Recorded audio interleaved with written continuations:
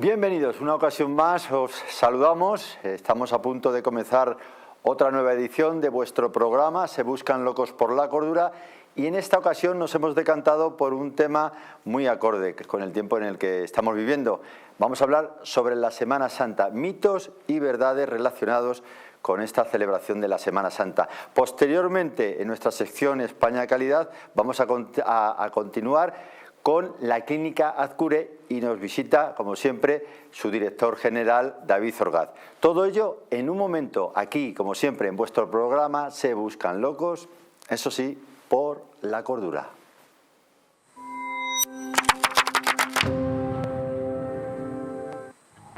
Locos, locos, locos, locos, locos, o cuerdos, ¿Qué sentido tiene? ¿Qué sentido tiene?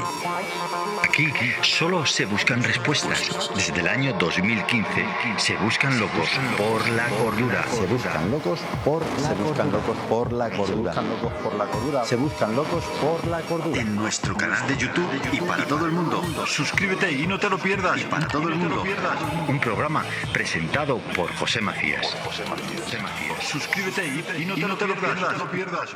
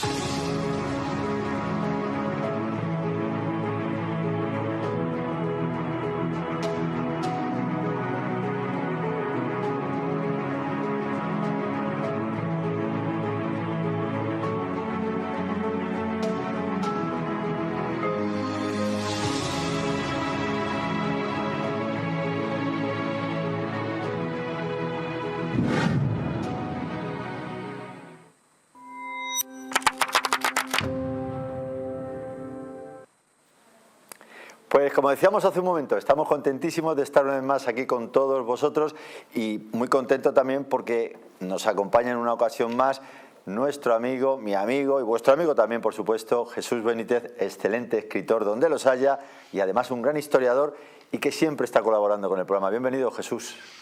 Muchas gracias, encantado de estar aquí, como siempre. Seguimos en esta ardua búsqueda de la cordura en este mundo de locura y seguimos en esta ardua búsqueda de la verdad. La verdad. Y por eso ha sido el tema de cantarnos un poco por este programa, ¿no? Por la Semana Santa. Porque como tú nos vas a ir contando, creo que hay muchos mitos. Hay muchos mitos y muchas cosas que no deberían de estar ahí, por decirlo de alguna forma. ¿Cómo empezamos, Jesús? Vamos a ver. Bueno, lo primero quizás sea el comentar de dónde proviene, no me atrevería a hablar de celebración, sino esta conmemoración de la Semana Santa. El origen de la Semana Santa, en primer lugar hay que citar que no es una conmemoración que venga recogida en la Biblia, por ejemplo, ni en el Nuevo Testamento, es decir, no se cita. Muy importante lo que acabas de decir, ¿lo puedes repetir? Pues que no es una conmemoración recogida en la Biblia. En la Biblia, no aparece la Semana Santa en la Biblia. No aparece. Entre otras razones porque este tipo de conmemoraciones no eran habituales, menos todavía las celebraciones, como ya comentamos en este programa, referidas a fechas de nacimiento de personajes y personas significadas, ¿no? Pero, ¿qué es realmente la Semana Santa? La Semana Santa tiene un origen pagano, proviene de las celebraciones que se llevaban a cabo cuando se produce el solsticio de primavera. De hecho, la celebración tiene que ver incluso con las fases lunares, es decir, la celebración de la Semana Santa se lleva a cabo, o de la Pascua, vamos a hablar de la Pascua. La celebración de la Pascua la celebraban hace muchos y muchos años las tribus nómadas, que luego se convirtieron en agrícolas, cuando se producía ese solsticio de primavera, pero cuando se producía también la primera luna llena después del solsticio de primavera. ¿Por qué se producía esta celebración de la Pascua? Pues porque decaía el invierno, empezaba la primavera y por lo tanto era un periodo en el que se iniciaba una transición, un cambio dentro de la naturaleza, del medio en el que vivían estas poblaciones nómadas, insisto, luego agrícolas, y ya era el momento de cultivar y era el momento propicio pues, para desarrollar actividades distintas con la ganadería. Incluso, si nos remontamos más en el tiempo, tiene que ver con el mundo egipcio. El mundo egipcio que conmemoraba la relación de los seres humanos con el dios Ra, que era el dios del sol, ¿no? El dios sol, sí. Y de hecho, cuando cae el sol en el mundo egipcio, aparece el dios Jepri o Epri, que es el famoso escarabajo egipcio, y cuando vuelve a salir el sol desaparece ese dios Epri o escarabajo para darle espacio invierno, al primavera. sol. Efectivamente. Y luego hay alguna particularidad que llama la atención. Por ejemplo... Un segundito, Jesús. Perdona un segundo. Volviendo un poco al tema del origen de la Pascua. Estás hablando de la Pascua. De la Pascua. La Pascua. Sí. Si no estoy mal informado, y si no, pues tú me corriges, por supuesto. La Pascua es una celebración judía que lo que yo me remonto a los orígenes de esta celebración, como yo la entiendo, ¿no? Como yo creo. Los judíos celebraban la Pascua, que es la salida de la liberación. Efectivamente, la liberación de cuando se marcharon de Egipto en busca de la tierra prometida y que estuvieron unos 40 años. Pero no se quiso que la Pascua cristiana coincidiera con la Pascua judía y por eso se dilató algo más en el tiempo. Claro, que es lo que suele ocurrir en muchas ocasiones. Cuando ha habido festividades que no se han podido eliminar, lo que se ha hecho es disfrazarlas. Efectivamente. Bien. Entonces, la Pascua, en definitiva, tiene, como estamos comentando, un origen pagano y luego, al estar esa vinculación entre, efectivamente, la Pascua judía y la Pascua cristiana, se determinó en su momento pues, que no coincidieran las fechas de celebración entre unas y otras. ¿Qué es lo que se celebra en la Pascua? En la Pascua, pues los que somos cristianos, o los que hemos sido formados en el ámbito cristiano, pues ya sabemos que lo que se está celebrando es la pasión, la muerte y la resurrección de Jesús. Parte de la fecha del domingo de Pascua y finaliza el domingo de resurrección. Y citar qué significado tiene cada uno de los días quizás no haga mucha falta. Lo que sí interesa es destacar que ese origen de la Semana Santa ha ido variando significativamente en el transcurso del tiempo. A mí sí me gustaría hacer un pequeño inciso en esto que acabas de decir sobre el tema del Domingo de Resurrección, por ejemplo. Fíjate lo que dice la Enciclopedia Británica, ¿no? Dice que es en ese domingo, el Domingo de Resurrección de Jesús, la Enciclopedia Británica dice que es la principal festividad de la Iglesia cristiana, o sea, la principal festividad de la Iglesia cristiana. Es que eso es importante. Es lógico. Es decir, pero ahora es una conmemoración de la resurrección de Jesús, sí, que es el que da verdadero sentido a la religión cristiana. Bien, ahora yo me voy a callar y te voy a seguir escuchando, pero sí voy a dejar ahí una interrogante. ¿Apoya la Biblia esa celebración? La Biblia no la cita. No la cita. La Biblia lo que cita, lo que Jesús animó, es no a celebrar la resurrección, sino la muerte. Es que, claro, hay matices. Es decir, lo que se solía celebrar, ¿sí?, efectivamente solía ser la muerte de los personajes insignes. De hecho, por eso llama mucho la atención el hecho de que se celebre, por ejemplo, el nacimiento de Jesús, que no era algo, digamos, ordinario, ¿no? Pero que tampoco se mandó a celebrar. Que tampoco se mandó a celebrar. Que ya lo comentamos celebrar. Efectivamente en otro programa de la Navidad. Pero en el caso en concreto, la Semana Santa, lo que se celebra es lo que hemos comentado, la pasión, la crucifixión o muerte y la resurrección. Realmente lo que se tendría que celebrar, según la tradición de la época, era la muerte, no la resurrección. Claro, y tiene lógica. Claro, tiene lógica porque la muerte es la celebración de la vida, de los hechos significados que han conformado la vida de la persona o del personaje que se está conmemorando. Efectivamente, ¿no? Y además en este caso,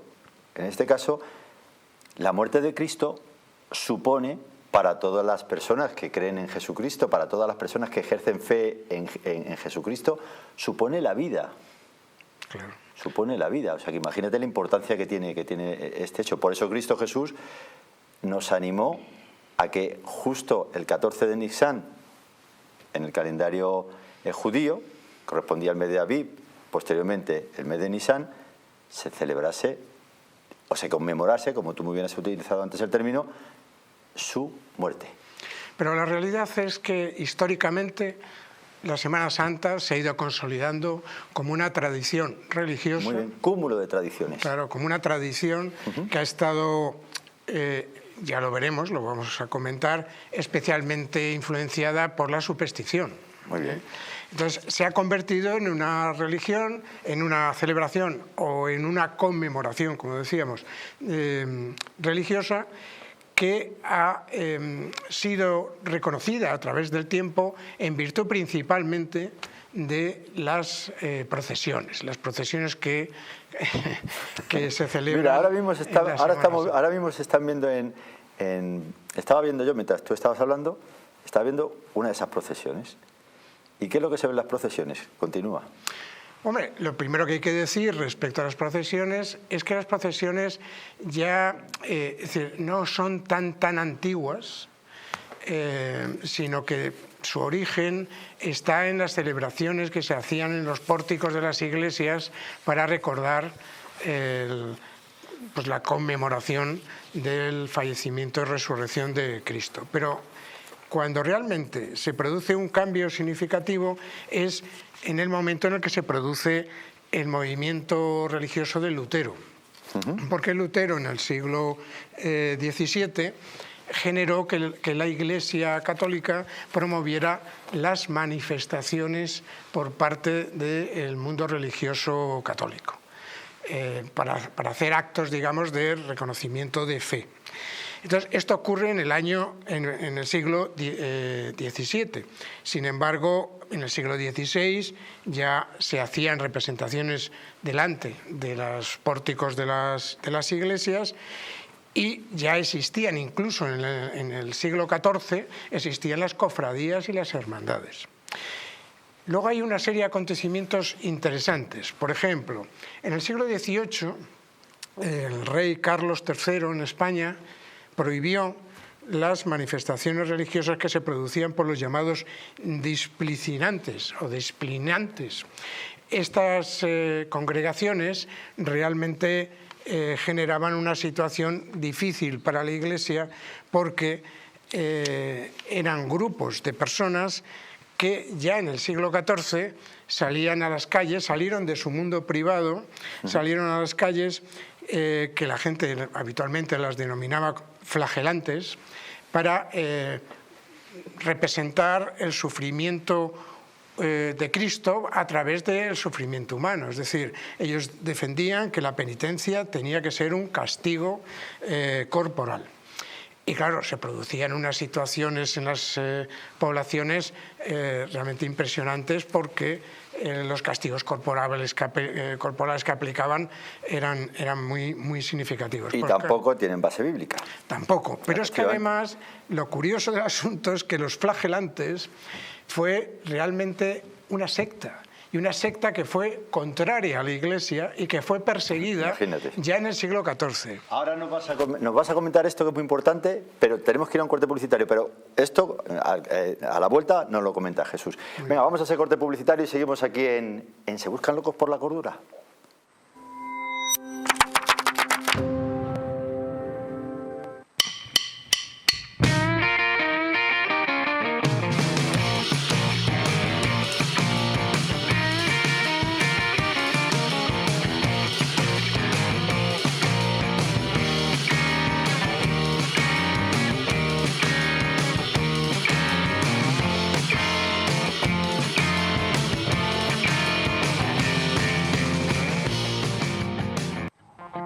locos, locos, locos, locos, locos o cuerdos, cuerdos, cuerdos. ¿Qué sentido tiene? ¿Qué sentido tiene? Aquí solo se buscan respuestas. Desde el año 2015 se buscan locos por la cordura. Se buscan locos por la cordura. Se buscan locos por la cordura. Se buscan locos por la cordura. En nuestro canal de YouTube y para todo el mundo. Suscríbete y no te lo pierdas. Y para todo el mundo. Un programa presentado por José Macías. Suscríbete y no te lo pierdas.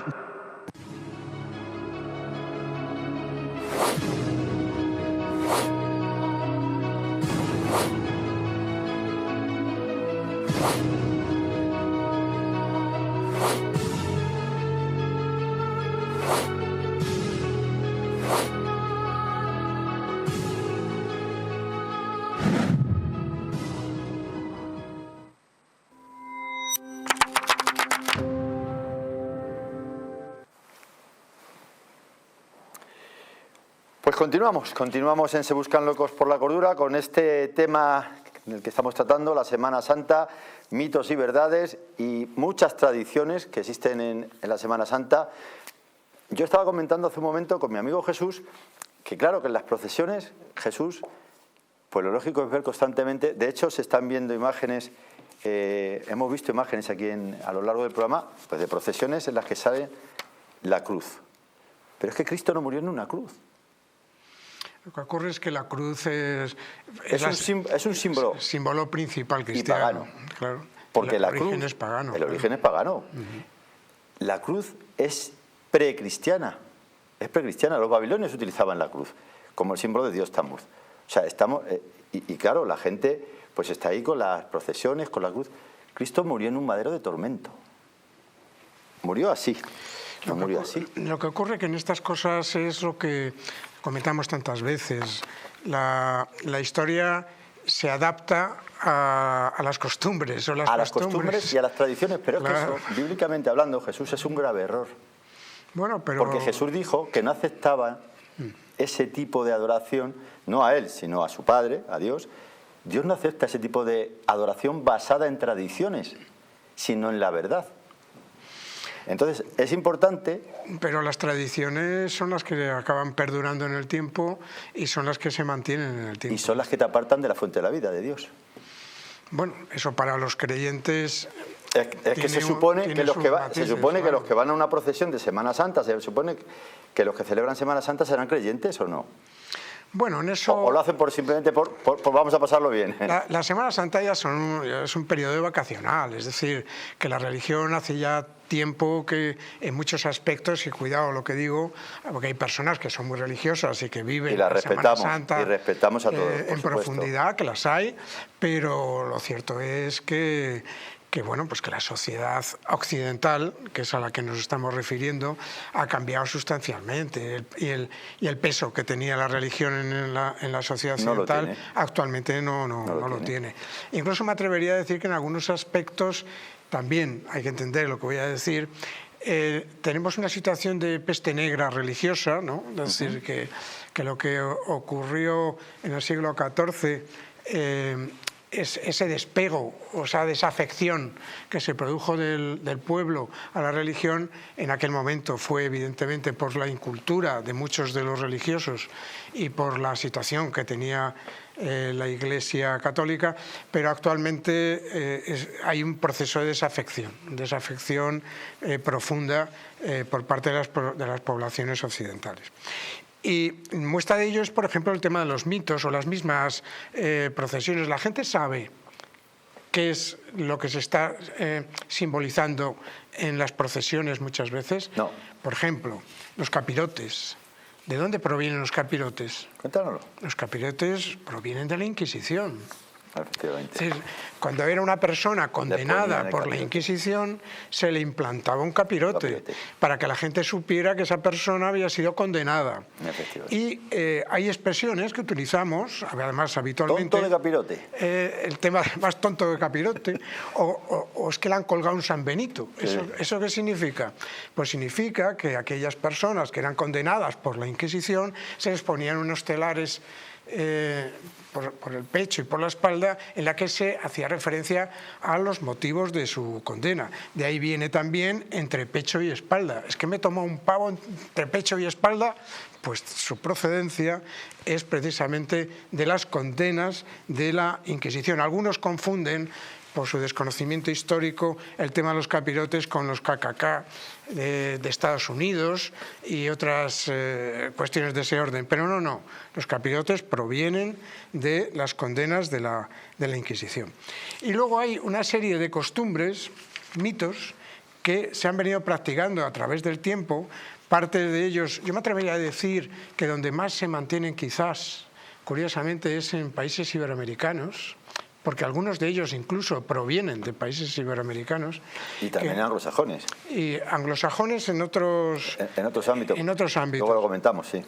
Por ejemplo, tengo que decir que parte de estos mitos son mitos que también se dice que los extendía entre la población la Inquisición basándose en el temor, de tal manera que la población fuera temerosa a incumplir, digamos, las reglas de conducta que tenían que seguir en el ámbito religioso. Había pues, mitos tales como el hecho de que no se podía bañar una persona en un río en Semana Santa porque se podía convertir en un pez. Imagínate. Eso se extendió posteriormente de tal manera que ya no se trataba de que las personas se bañaran o no en un río, sino que no se bañaran en ningún sitio, con todas las consecuencias que eso tenía, y especialmente que se bañaran un Viernes Santo, ¿no? Entonces, este mito o esta costumbre se extendió mucho durante muchos siglos. El tener sexo durante Semana Santa era algo básicamente prohibido, hasta el punto de que no se celebraban matrimonios en Semana Santa. Se decía que aquellos que tenían relaciones sexuales durante la Semana Santa se iban a quedar pegados hasta la finalización de la Semana Santa. Ese era otro mito extendido. La vestimenta. No se podían vestir con trajes de color rojo, porque el color rojo es el color de la bestia y atraía al diablo, y además representaba también la carne de Cristo. Por lo tanto, no se podía llevar ropa de ese color. Hay una más actual, que es la de nacer en Viernes Santo. Cuando falleció el Papa Juan Pablo II, se dijo que el próximo Papa iba a tener un alma negra y que bajo su mandato iba a nacer el Anticristo, y que por tanto las personas que nacieran en Viernes Santo eran personas con las que había que tener determinadas prudencias, y eso también estaba extendido en el periodo de la Semana Santa. Y hay otras muchas, puedo citar otras muchas. No escuchar música, eso lo hemos vivido muchos, especialmente el rock. El rock era la música del diablo. No barrer ni clavar clavos. Todo esto en Semana Santa. En Semana Santa. Ajá. No barrer, no se podía barrer, porque si uno barría era como barrer el cuerpo de Cristo. Clavar clavos, no se podían clavar clavos, porque se suponía que Jesucristo había sido clavado en el madero y que por lo tanto no se podía realizar. Había costumbres relacionadas con la prohibición de retar a los niños. Es decir, durante el curso del año, los niños tenían una semana en la que no se les podía regañar. ¿Por qué? Porque la ira atrae también al diablo, y por lo tanto los niños esa semana no podían sufrir del regaño de los padres. Curioso. También había un mito que era el mito de no salir después de las 3 de la tarde, especialmente el Viernes Santo, porque era la hora en la que falleció Jesús. Falleció Cristo. Y si se incumplía esa norma, la naturaleza se rebelaba y se rebelaría con una fuerte lluvia.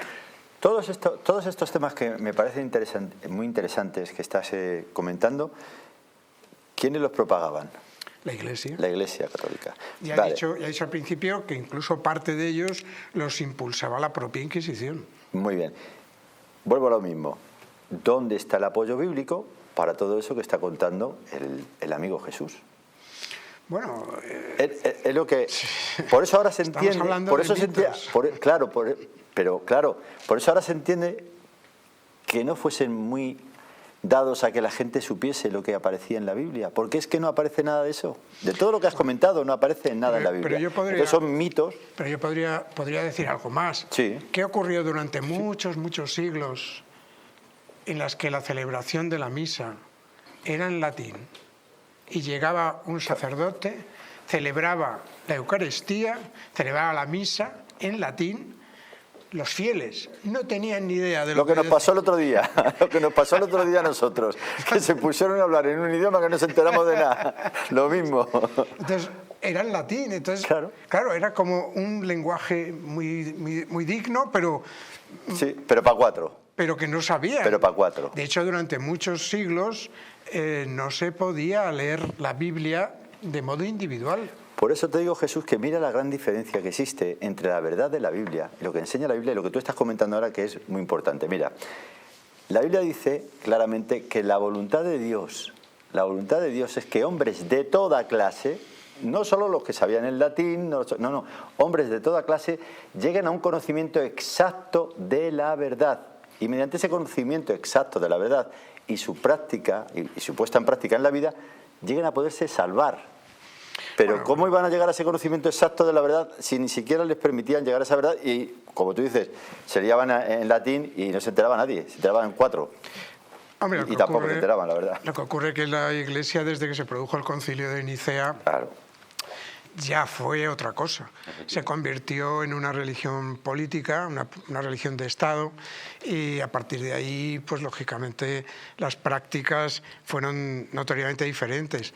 De hecho, las rupturas, la división que se produjo en Occidente, el tema que he comentado antes, el luteranismo y otras muchas situaciones relacionadas con el mundo cristiano y con el catolicismo se produjeron por el alejamiento que se produjo por parte de los dirigentes de la Iglesia, que incluso hoy en el Vaticano pues vemos la carga aristocrática que tiene el Vaticano en relación a sus propios fieles. Mira, Jesús, una de esas tradiciones populares es la del famoso huevo de Pascua. Coméntanos algo sobre ese tema. Eso sí proviene más del mundo anglosajón, ¿verdad? Sí, el tema del huevo de Pascua... es un simbolismo, una vez más. Es un tema que proviene de la Edad Media. Sí. Y que se dice que San Marcos lo trajo el primer huevo de Roma. Eso dice la tradición. Sí, sí, sí. Y luego, posteriormente, el mundo anglosajón se extendió especialmente y se le empezó a... No solamente se trataba de un huevo, sino que se le dio color, se le dio... Dibujos. Yo no sé qué ocurre con el mundo anglosajón, que a la primera de cambio te pintan de rojo, te ponen un sombrero y ese tipo de cosas. En el mundo anglosajón son enormemente entretenidas. No ocurre así en el mundo latino, que somos bastante más aburridos, ¿no? La enciclopedia de la religión,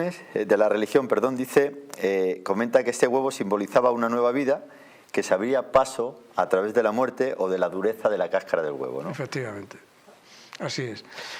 Pero claro, ¿qué tiene que ver eso con el huevo de Pascua actual? Nada. ¿Y qué tiene que ver con la Pascua? Nada. Porque yo estoy seguro que si preguntásemos a más de uno sobre realmente qué era la Pascua, yo creo que no sabrían qué es la Pascua. Mucha gente de que está celebrando la Pascua no saben ni qué es la... Hombre, al principio hemos dicho que era una celebración pagana y que conmemoraba el cambio de ciclo, es decir, el paso del invierno a la primavera y el nacimiento de la luz. Pero fijaros lo que dijo Jesús, que Él se sacrificaba. Vamos a ver, una de las prácticas que se producían en la Pascua por parte de estas poblaciones nómadas era matar un cordero y celebrarlo. Es lo que hacían los judíos. Claro, lo que hacían los judíos. Y el propio Jesús dice que Él es el Cordero. El Cordero, Cristo, que quita el pecado. Es que tienen muchas... Vamos a ver, la Pascua judía, que celebraban los judíos, cuando salen de allí cuando salen de la esclavitud de Egipto, era eso, se reunían la familia el 14 de Nisan, en el calendario judío, y lo que hacían era coger un cordero sin quebrarle los huesos, como luego ocurre con Cristo Jesús, la sangre del cordero, con esa sangre salpicaban las jambas de las puertas, un poco emulando al sacrificio de Cristo Jesús. Esa es la idea. Pero luego Cristo Jesús, esa celebración de la Pascua, lo que hace Él es desplazarla, por decirlo de alguna forma, quitarla con una nueva celebración, que es la conmemoración de su muerte, que es Jesús el mayor regalo que se ha hecho en toda la historia de la humanidad. La muerte de Cristo, que es lo que se debería celebrar, como Cristo mandó, es el mayor regalo, vuelvo a repetir, que se le ha hecho a toda la humanidad, porque mediante esa muerte podemos tener acceso a la vida. Bueno, y esto no se explica. Se supone, para aquellos que son religiosos, que la muerte de Cristo tuvo una razón. Claro. Y la razón era esa bajada, de alguna manera, al inframundo y esa vuelta del inframundo para proporcionar esa vida, ¿no? Entonces, bueno, ahí el planteamiento religioso es que... La idea de Jesús se define en un solo texto bíblico. Juan 3,16. Algunos lo llaman el Evangelio en un solo texto bíblico. Porque tanto amó Dios al mundo que envió a su Hijo unigénito, Cristo Jesús, ¿para qué? Para que todo el que ejerce fe en Él tenga vida eterna, que al fin y al cabo es lo que Dios siempre ha querido para la humanidad, como cualquier buen padre, que sus hijos vivan eternamente. Gracias a ese sacrificio, que ha sido el mayor sacrificio que se ha hecho de todos los tiempos, tú, yo y cualquiera puede tener acceso, vuelvo a repetir, no me he vuelto loco, el programa no es locos por la locura, sino se buscan locos por la cordura. Todos podemos tener acceso a la vida eterna aquí en la tierra para siempre. Vida eterna, claro, por lógica, aquí en la tierra. Eso no se explica. Y ese es el motivo por el que Jesús dijo que teníamos que celebrar su muerte, porque gracias a esa muerte podemos obtener vida. Para las personas que son religiosas, que se supone que son todas aquellas que conmemoran estas fechas. Efectivamente. Pero hay que tener en cuenta que en realidad estas fechas se generan, son creadas por los dirigentes, entre comillas, en su momento, para que haya un periodo. Vamos a ver, hay un origen, que es el origen de la reflexión. Lo que se pretende, o por lo menos es lo que se dice, lo que se pretende es que durante esta semana los creyentes reflexionen. Por eso no puede haber música, no puedes hacer muchas cosas, no puedes jugar, que es otro de los mitos, no puedes jugar. Mitos. Es decir, todo eso es para que dediques el mayor tiempo posible a la reflexión, para que tu transformación a la fe o tus dudas respecto a la fe desaparezcan. Lo cierto es que hoy por hoy la Semana Santa es otra cosa. Totalmente de acuerdo. La Semana Santa es un evento que se va produciendo en una serie de días, precisamente coincidiendo con este solsticio de primavera, la Pascua y demás, en la que la gente se va de vacaciones y disfruta todo lo que le es posible, ¿no? Bueno, pues Jesús, sinceramente me ha agradado mucho todos estos temas que has contado, ni más ni menos que vienen a corroborar lo que yo siempre he pensado, ¿no? Bueno, lo que siempre he pensado desde que lo he aprendido, que por desgracia estamos en todo este tipo de celebraciones que deberían estar basadas en lo que la Biblia enseña, la palabra de Dios, la verdad, para mí, no están basados, y lo único que hacen es apartar a las personas del foco verdadero. Porque tú imaginas, de gran final, porque nos vamos a tener que despedir ya en breve, tú te imaginas que todo este montón de personas que repetimos desde aquí, desde el programa Se Busca Locos por la Cordura, somos muy respetuosos con todo el mundo, con todas las religiones, que cada uno está en su derecho de pensar como él crea conveniente. Otra cosa es que bueno, podemos compartir o no compartir esas opiniones. Pero tú opinas que todas esas personas que van a esas procesiones, de todas esas, habrá muchas personas, es una pregunta, no lo sé, que pensarán en realmente en el significado que tuvo la muerte de Cristo para la humanidad. Hombre, yo creo que en la diversidad está el valor. Yo, como sabes, soy de la opinión de que... Tienes 2 minutos para explayarte, venga. Soy de la opinión de que la espiritualidad puede ser religiosa o puede no serla. Lo cierto es que puede haber personas muy, muy espirituales que no necesariamente sean religiosas, pero es mi punto de vista. Claro. Lo cierto es que hay cosas que resultan un poco incomprensibles o inconsecuentes.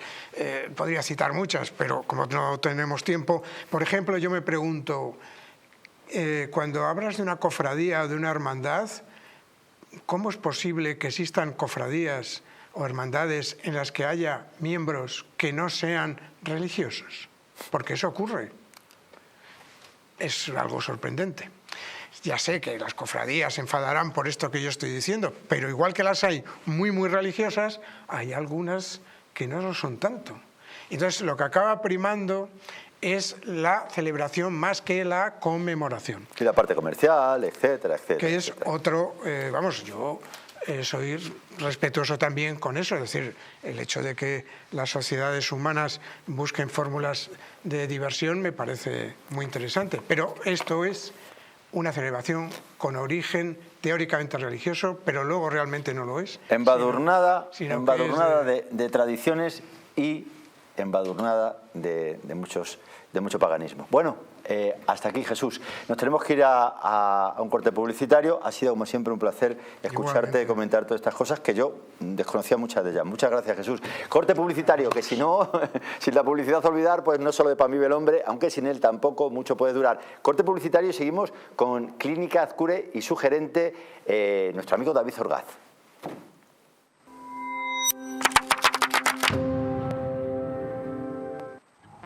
Locos. O cuerdos. ¿Qué sentido tiene? Aquí solo se buscan respuestas. Desde el año 2015 se buscan locos por la cordura. Se buscan locos por la cordura. En nuestro canal de YouTube y para todo el mundo. Suscríbete y no te lo pierdas. Un programa presentado por José Macías. Suscríbete y no te lo pierdas.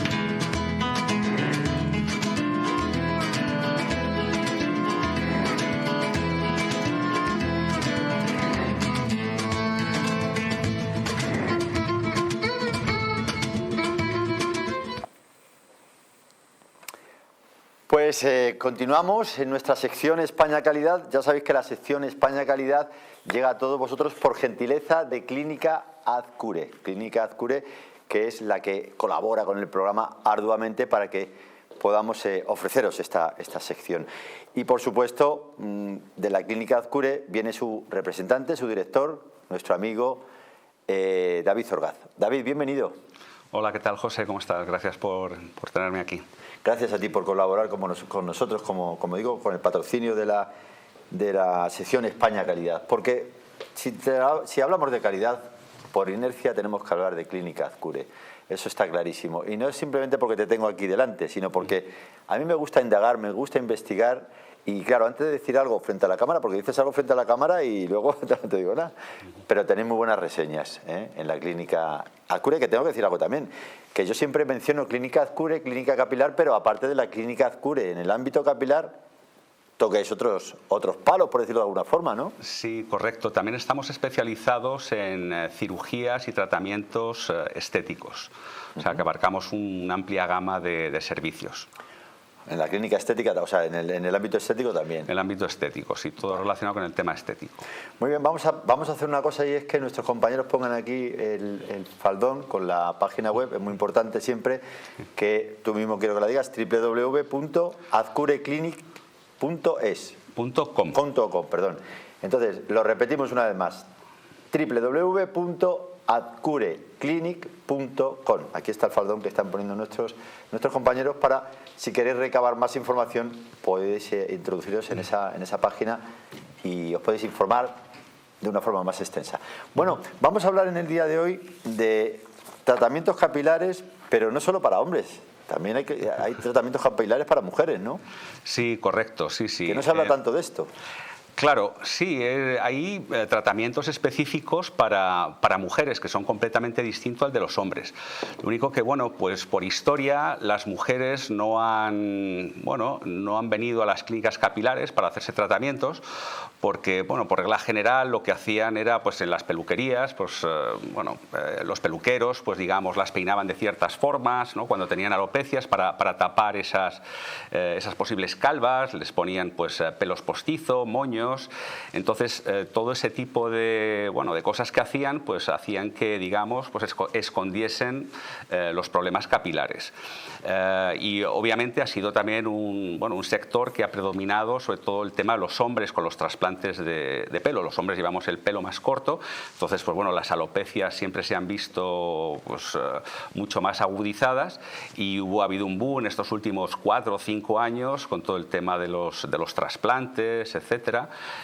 Y entonces, pues bueno, no había muchas mujeres en el sector, pero poco a poco están viniendo más, pues gracias a, pues eso, las mujeres, novias, madres, hermanas de pacientes, y están un poco, explorando todo el sector de tratamientos capilares, que además es específico para ellas.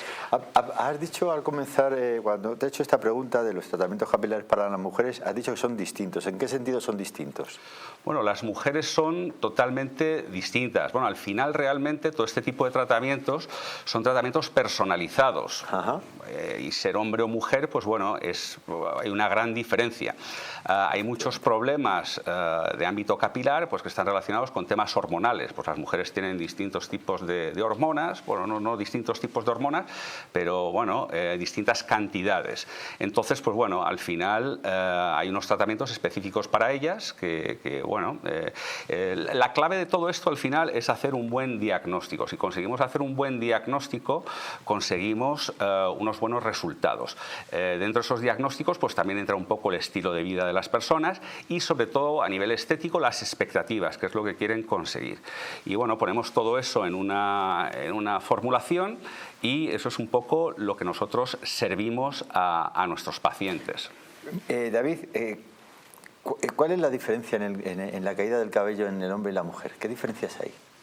Bueno, no hay grandes diferencias, es básicamente lo mismo. Lo que hay que hacer es abordar, o sea, las causas de esas alopecias son distintas en las mujeres a los hombres. Ajá. Y como he dicho anteriormente, hay que abordarlos de manera distinta. Pues cosas que, por ejemplo, pueden ocurrir. Pues, por ejemplo, si alguien nos está viendo en casa y tiene uno de estos problemas, por ejemplo, pueden tener caídas de pelo repentinas, pues están tocando en la cabeza, pueden sacar mechones, ¿de acuerdo? Eso es un tipo de alopecia. También puede haber tipos de alopecias que son más progresivas en el tiempo. Poco a poco el pelo se va debilitando, vamos perdiendo el pelo, ¿vale? Todo eso son síntomas, ¿de acuerdo?, que hay un tipo de problema capilar y que se debería visitar una clínica especialista en solventar este tipo de problemas. O sea, cuando estás, por ejemplo, te estás duchando y de repente se te cae, porque que se te caiga un poco de pelo siempre es normal, ¿no? ¿O no? Sí, claro, sí, perdemos algo de pelo pues todos los días. Hacemos un recambio que se llama, como los animales, un poco, ¿no? Como los perros, se hacen recambios de pelo, nosotros también lo hacemos. Vale, pero lo que no es normal es que estés en la ducha y de repente haces así y veas que se te cae bastante pelo. Exactamente. Ese es el problema, ¿no? Ese es el gran problema, exactamente. Todo este tipo de problemas vienen, hay distintos factores. Hay factores hormonales, factores factores nutricionales, factores del sistema autoinmune, estrés físico, estrés mental. También, por ejemplo, en las mujeres es mucho cuando se hacen pues extensiones, que hay mucha tirantez del pelo, claro, a la hora de tirar el pelo. Todo el tema de los tintes, de poner productos químicos en la zona, pueden quemar la zona y dañar el pelo. Entonces, todo este tipo de cosas hay que tenerlo en cuenta y bueno, y si ocurre algo, pues saber que tenemos soluciones. Lo único que hay que actuar en la mayoría de ellos rápidamente. Muy importante lo que acabas de decir, y vamos a repetirlo. A todas las mujeres que estáis viendo el programa, ya acabáis de escuchar lo que ha dicho David Orgaz. Este tema de tanto tinte en el pelo, el tirarse tanto el pelo, no es nada aconsejable. Bueno, David, ¿cuáles son los tipos de alopecias en las mujeres más comunes? Pues los tipos de alopecia, la principal, que también la tienen los hombres, es la alopecia androgenética. Esto es un tema hormonal. Entonces, ¿cómo se va a dar cuenta una mujer que puede padecer de una alopecia androgenética? Pues normalmente el pelo de la parte de arriba de la cabeza empieza a verse, el pelo localizado en la parte de arriba, no en toda la cabeza. Empieza a hacerse más finito, más delgadito, empieza a cortarse y eventualmente empieza a perderse. Normalmente el patrón que tenemos es el que llamamos nosotros un patrón en forma de árbol de Navidad, que normalmente suele empezar en la base, en el centro y en la base de la línea frontal, de la línea capilar, y se extiende hacia detrás, hacia la coronilla, en una forma de triángulo. ¿De acuerdo? Ese es el patrón clásico en las mujeres, aunque también se pueden ver pérdidas en las entradas, ¿de acuerdo? Como los hombres. Los hombres, por naturaleza, tenemos unos diseños en los cuales tenemos unas entradas. Pero bueno, las mujeres pueden tener ese tipo de patrón, ahí podrían ya hacerse una idea de que tal vez tengan una alopecia androgenética y deberían hacer una cita para que las viésemos. La cita, por supuesto, en Clínica Azcure, que por cierto, tenemos que decirlo, estáis en la calle Alonso Cano, en el número 85. Efectivamente, calle Alonso Cano, número 85, y una vez más ponemos aquí el faldón con la página web para todos los que nos estáis viendo. Bien. El tema de la menopausia en la mujer. No, pero espera, que hay algo más. Genial. En el tema de las alopecias, no solo es esa, sino luego también vemos lo que llamamos el efluvio telógeno. ¿De acuerdo? Este efluvio telógeno es una alopecia que está basada en falta de nutrientes al pelo. Esto lo vemos mucho. Además, es un tema que si lo dejas puede convertirse en un problema crónico. ¿De acuerdo? Entonces, para poder hacer algún tipo de tratamiento relacionado con estos efluvios telógenos, hay que hacer unas analíticas, un pool de analíticas en los cuales vamos a mirar los niveles de hierro de los pacientes, los niveles de ácido fólico, zinc, cobre, vitamina B12 y sobre todo vitamina D, que es muy importante, el magnesio. ¿De acuerdo? Entonces, lo que le tiene que quedar claro a la gente, porque muchas veces va la gente y ve, coge las analíticas y dice, yo estoy entre este rango y el siguiente estoy dentro del rango, entonces mis niveles de vitaminas están correctos. Entonces, normalmente lo que hay que hacer es tener los niveles de vitaminas más elevados, no lo puedes tener por la zona baja, sino que los quieres tener de la zona media hacia arriba, ¿de acuerdo? Porque si los tienes en la zona baja, lo que quiere decir es que te está llegando las vitaminas, pero para vivir, no para llevarte los nutrientes suficientes al pelo, ¿de acuerdo? Entonces, eso hay que echarle un vistazo. Ese tipo de alopecia se ve por toda la cabeza. Eso es cuando estás perdiendo pelo por toda la cabeza, no estás perdiendo, sino que se está volviendo muy fino y muy débil por toda la cabeza. Se nota el tacto. Exacto. Por otro lado, tenemos la alopecia areata, también una alopecia que, proviene del sistema autoinmune del propio pelo, ¿de acuerdo? Lo solemos ver cuando sale, por ejemplo, la típica monedita, ¿de acuerdo? Que es un circulito, nos suele salir en ciertas zonas de la cabeza y se suele extender. También hay una variante de ese tipo de alopecia areata que, puedes tenerla de manera difusa. ¿vale? Eso también es un tema que hay que mirar bien, y viene producido por procesos inflamatorios en el cuero cabelludo, ¿de acuerdo? Muy bien. Nos quedan unos 3 minutos, Vale. más o menos. Entonces, quiero... Si querías preguntar... Sí, sobre la menopausia, te preguntaba. ¿Eso afecta al cabello en la mujer? Claro, sí, la menopausia es uno de los factores principales de la pérdida de cabello de la mujer, ¿de acuerdo? Este es un problema que hay que, digamos, atajar de una manera multidisciplinar, no solo con tratamientos capilares, ¿de acuerdo? Vamos a solventar este problema.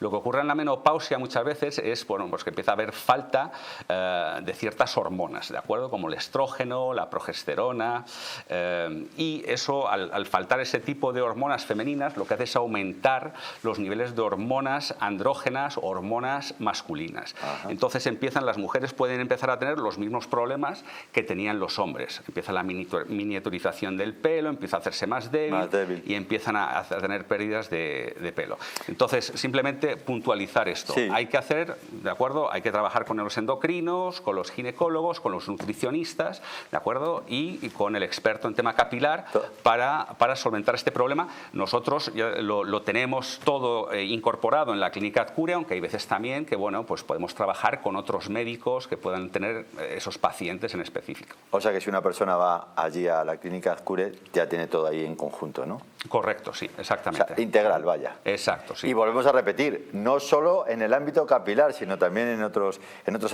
En 30 segundos, las mujeres pueden realizarse entonces trasplantes capilares, ¿no? Sí, las mujeres pueden realizarse trasplantes capilares. Lo único que las mujeres miran mucho, sobre todo, el tema estético. Las mujeres no quieren que les rapen la cabeza a la hora de hacerse trasplantes capilares, entonces ya pues les limita más en el tipo de trasplantes que se pueden realizar, ¿de acuerdo? Solo existe en el mercado un trasplante que se llama la técnica directa o técnica DHI, que bueno, se pueden hacer implantes sin la necesidad de rapar la parte de arriba del pelo. O sea, si tuviésemos un bosque, podríamos implantar directamente, y mirásemos desde arriba, podríamos implantar el pelo o el árbol en el hueco que viésemos, ¿de acuerdo? Madre mía, vaya trabajo, ¿no? Sí, un trabajo de chinos, es una artesanía. Es una artesanía, eso es lo que estás contando. Y todo ello porque, claro, para que las mujeres no tengan que raparse, ¿no? Exactamente. Luego sí hay que rapar a la hora de hacer las extracciones, pero bueno, hacemos un pequeño engaño, les pedimos a las mujeres, si no tienen el pelo largo, que se lo dejen largo, y hacemos aquí, en la parte de atrás de la cabeza, lo que se llama una ventana, ¿de acuerdo? Ahí es donde se harían las extracciones uno a uno, ¿de acuerdo? Para luego pasarlas a colocarlas en el injerto, y luego lo que ocurre es que el pelo ese largo, pues se deja caer y cubre la zona. O sea que las mujeres prácticamente de 3 a 10 días nadie se daría cuenta que se han hecho un trasplante capilar. O sea que... Pues este minuto que queda para despedir el programa, lo voy a volver a repetiros. Después de escuchar hablar a David Orgaz, cualquier persona, tanto hombre como mujer, que tengáis cualquier problema de esta índole, el tema capilar, pues ya sabéis dónde tenéis que acercaros, a la clínica Azcure, repetimos, calle Alonso Cano 85. Correcto, en el barrio de Chamberí. En el barrio de Chamberí. Muy bien, ahí os esperamos. Pues ahí estamos. Muchísimas gracias, David, por acompañarnos una vez más en el programa. No te digo nada que bien lo explicas, ¿eh? Bueno, gracias. Y bueno, que si Dios lo permite, nos volvemos a encontrar aquí la próxima semana en vuestro programa, ya sabéis, Se Buscan Locos por la Cordura.